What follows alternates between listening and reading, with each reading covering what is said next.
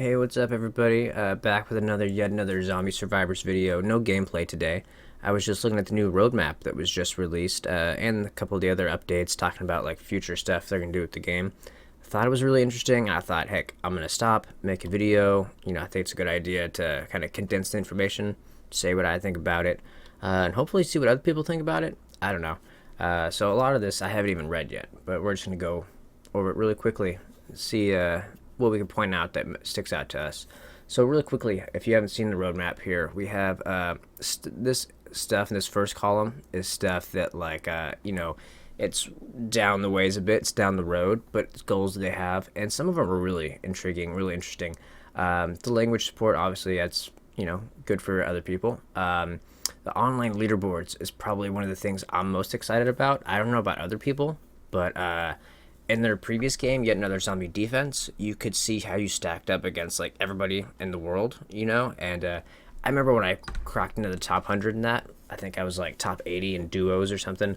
That was really cool feeling, and it was a lot of motivation. It's one of the reasons I played that game a lot, made videos on it.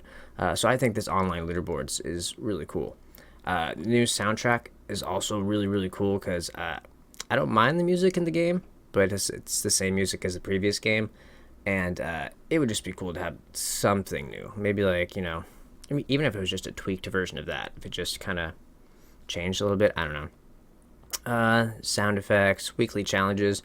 I don't really care about that. I know some people will, so that's pretty cool. It's extra motivation to play. Steam community stuff, new skills and skill tree rework. That's really intriguing. I don't even know what they could do with that, so I'm curious what they have planned. Prestige system, a new game plus.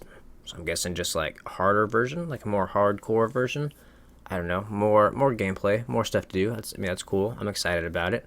Coming to other consoles, that'll be cool. I have some of their older games on like multiple consoles, like on Switch and stuff. So that's cool. And then over here we have the current to-do list, like the stuff they're currently working on, stuff we could possibly expect sooner. New characters, weapons, abilities, items, enemies, maps, game modes, and achievements. All coming it's on their to-do list. That's pretty awesome. I mean, even like one or two survivors makes the game like so much bigger in my opinion, because it's like you add one new survivor, it's like, okay, well, how do they work with the medic? Okay, how do they work with SWAT? Okay, how do they work with tank? So it's just one thing added to the game. There's so many new combinations. So if there's like multiple characters, multiple weapons, multiple abilities, it really extends, I think, how much you can play the game. I think that's really cool. Accessibility options, I mean, all this stuff, stuff that doesn't necessarily occur to me. I think that's cool stuff. The codex, like keeping track of your stats and like explaining the zombies, I think that's pretty cool. I've noticed that how they have little lore snippets.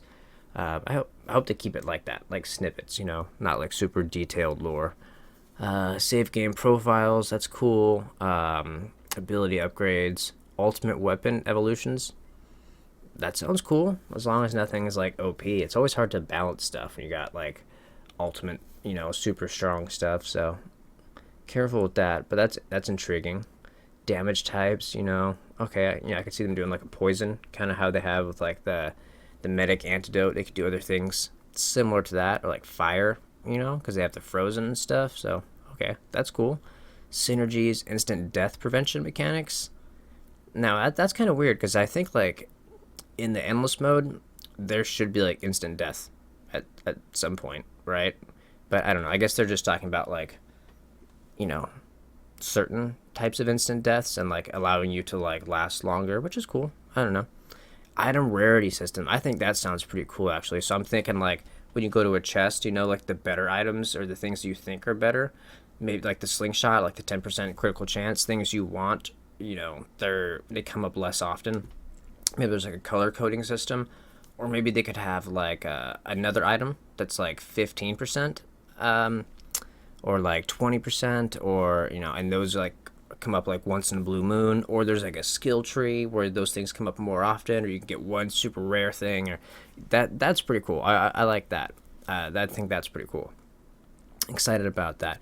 Additional information on certain options, kind of accessibility stuff. Again, stuff that's cool, doesn't necessarily matter to me. You got some of the known issues here, and then I think we have to.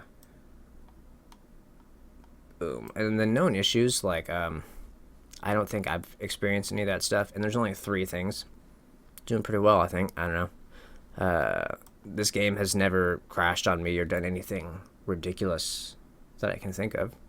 I don't know. Things they're concentrating on. So things they're working on like right now. One new ability for every character, one new map plus new enemies. That's really cool. I'm really excited about that. There's also the manual aiming and the skill tree. Reset confirmation prompt. Convenient. Okay, not quite what I thought it was. But yeah, these bottom 2 here are the big deal. And speaking of the new map, if you go over to the Steam page, you can actually see a picture of the new map.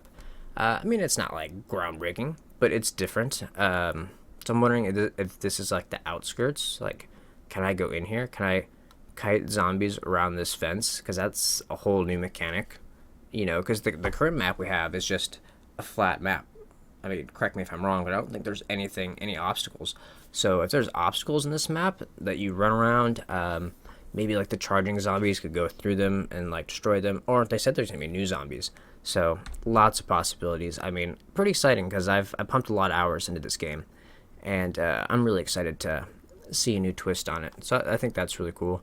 Also here, if we scroll down, you can see how they want to implement new stuff for like the settings.